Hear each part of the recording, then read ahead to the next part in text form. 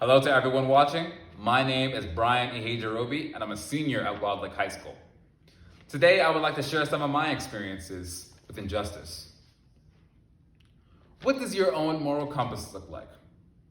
What steps do you take in order to measure the difference between something that is good and something that is inherently evil? You see, depending on the person that we're asking, the answer that you receive can vary. As human beings, we are constantly being shaped into unique individuals based on our experiences, our environment, and our upbringing. So we cannot indulge in the conversation of injustice without first touching base on morality, the very catalyst which allows us to determine what we perceive as injustice.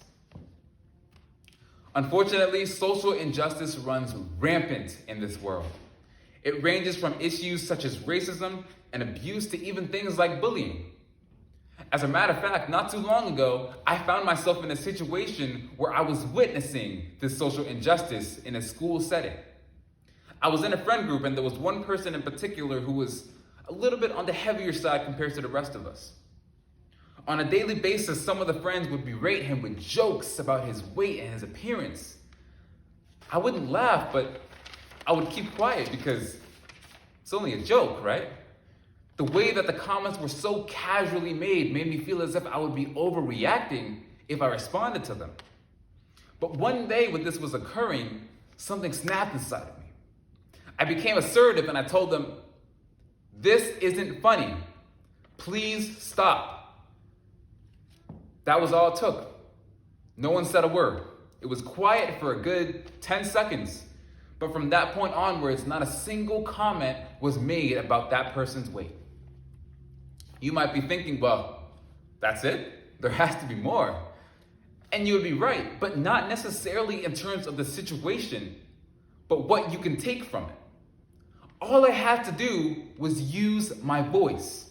Standing idle while my friend was enduring verbal blows interfered with my moral compass, so I intervened and attempted to put a stop to it.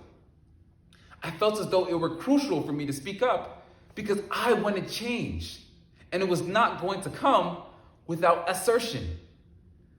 From that point on, I made sure to utilize this aspect of myself and reverse injustice in the encounters that I'm in. It is important to not only remind ourselves of the morals that connect us as humans, but to also defend them with conviction. Your voice can be used to positively influence others and change the tide of a bad interaction.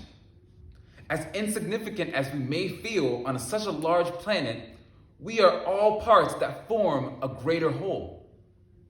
You may have to scream, you may have to yell, and you may have to shout, but your voice matters. Thank you.